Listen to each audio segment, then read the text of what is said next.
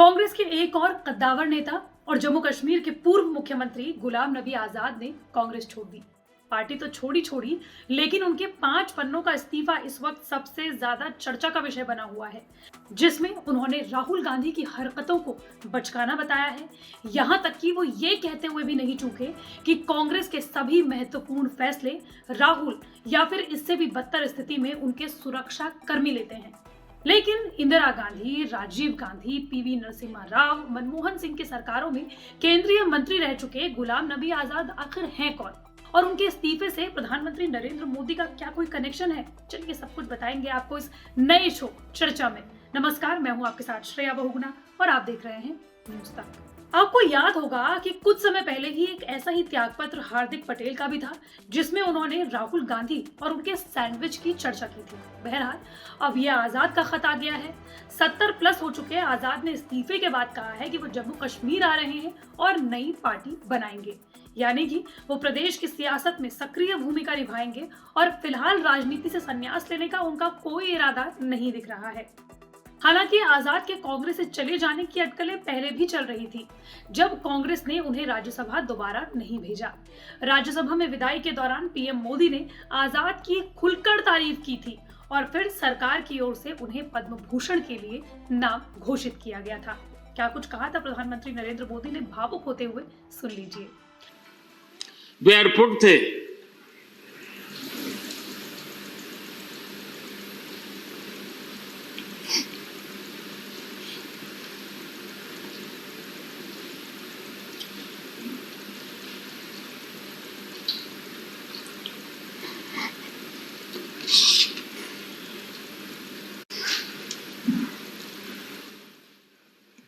Airport से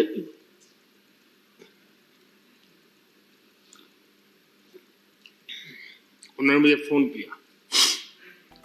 हालांकि आजाद के बीजेपी में जाने की चर्चाएं थी, लेकिन उनकी नई पार्टी बनाने के बाद इन चर्चाओं पर विराम लग गया है। 7 मार्च 1949 को जम्मू के डोडा में जन्मे गुलाम नबी आजाद काफी पढ़े लिखे नेताओं में शुमार है। 1973 से राजनीतिक शुरुआत करने वाले गुलाम नबी आजाद ने भले ही ये घोषणा की हो कि वो अपनी नई पार्टी बनाकर जम्मू कश्मीर की राजनीति में सक्रिय रहेंगे, लेकिन क्या आप जानते हैं कि वो पहली बार संसद महाराष्ट्र के वाशिम लोकसभा सीट से जीत कर पहुंचे थे। वहीं एक वो भी दौर था जब कांग्रेस ने कई बार उन्हें मुख्यमंत्री बनने का ऑफर दिया, लेकिन केंद्र की राजनीति के लिए उन्होंने राज्य की सत्ता को ठुकरा दिया था। चलिए उनके मुख्यमंत्री बनने की कहानी आपको सुनाते हैं, जो कि बहुत दिलचस्प है।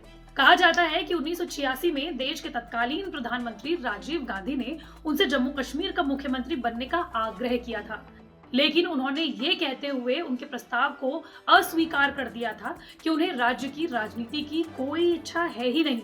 फिर 1995-96 में तत्कालीन प्रधानमंत्री नरसिम्हा राव ने भी गुलाम नबी आजाद से जम्मू कश्मीर के मुख्यमंत्री पद का उम्मीदवार बनने का आग्रह किया था, लेकिन वो उस समय भी नहीं माने इसी बात को लेकर। लेकिन आखिरकार वो साल 2005 में जम्मू कश्मीर के मुख्यमंत्री बन ही गए। गुलाम नबी आजाद के बारे में एक बात बहुत कम लोगों को पता है कि उन्हें शेरो शायरी करने का बेहद शौक है।